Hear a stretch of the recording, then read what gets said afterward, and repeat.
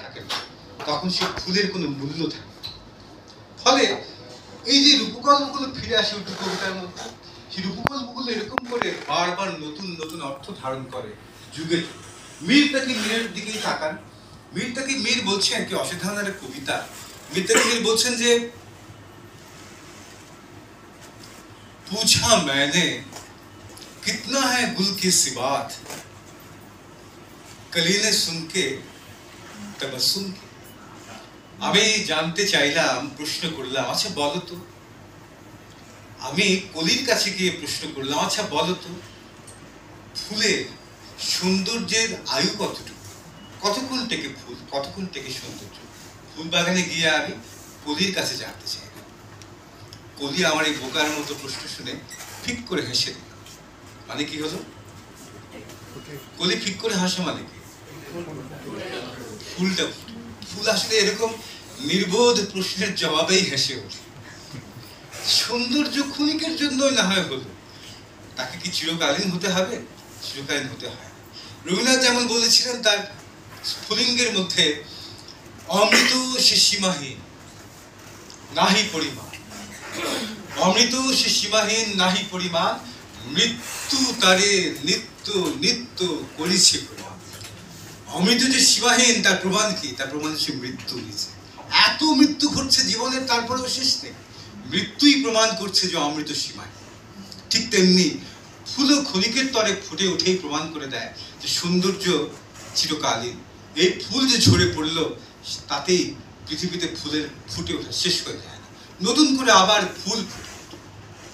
তাকিয়ে দেখবেন যে এই প্রেমকে ক্ষণিকের জন্য সৌন্দর্যের সঙ্গে মিলিয়ে উর্দু কবিরা কোন জায়গায় যাচ্ছে, যে ফুল ফুটে ওঠে ফুল বাগানে ক্ষণিকের জন্য, তার বুকের মধ্যে থাকে সুগন্ধ, সেই সুগন্ধ একসময় হাওয়া উড়িয়ে নিয়ে চলে যায়, তারপর ফুলের দিকে কেউ তাকিয়ে দেখে না, তার রং যখন বিবর্ণ হয়ে যায় তার দিকে কেউ তাকিয়ে দেখে না।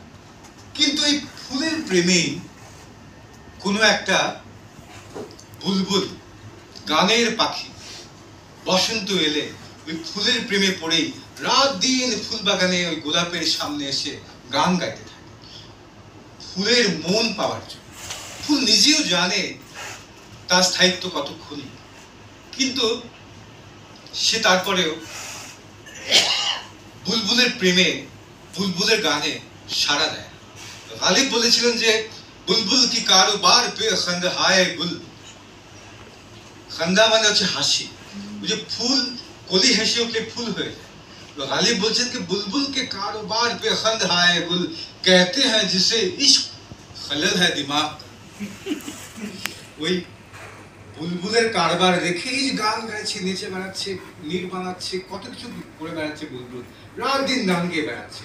এই বুলবুলের কারবার দেখে খন্দ হায় গুল, ফুল হেসে কুটি কুটি। কেন? কারণ সে জানে कहते हैं जिसे इश्क, যাকে বলে প্রেম, এটা আসলে মাথার ব্যাপার। এখানে মোটামুটি সবাই বলে একমত নাকি? कहते हैं जिसे इश्क खलल है दिमाग का, যাকে বলে প্রেম সেটা আসলে মাথার ব্যায়াম ছাড়া আর কিছু। কিন্তু তারপরেও এখন সেই বুলবুলের প্রেমে বুলবুল তার জগৎকে ভুলে গেল, ফুলের প্রেমে পড়ে। কোন ফুলের প্রেমে? যার সৌন্দর্যের স্থায়িত্ব খণ্ডকালের মতো, সামান্য সময়। যে আবার বুলবুলের প্রেমকে বলে কিনা মাথার ব্যায়াম। অথচ বুলবুল ওই ফুলের ক্ষণিকের সৌন্দর্যের রূপে বিমোহিত হয়ে জগৎকে ভুলে যায়, একটা নীড় বানায় ওই ডালের মধ্যে যেখানে ফুলটা ফুটে। এবং তার প্রেমে বুলবুল এমন বিমোহিত, কখন যে জগৎ রূপী ব্যাধ শিকারী এসে তাকে খাঁচায় পুড়ে ফেলে ওই বুলবুল বুঝতে পারে। এখন খাঁচায় আটকে গেল ফুলের প্রেমে পড়া বুলবুল।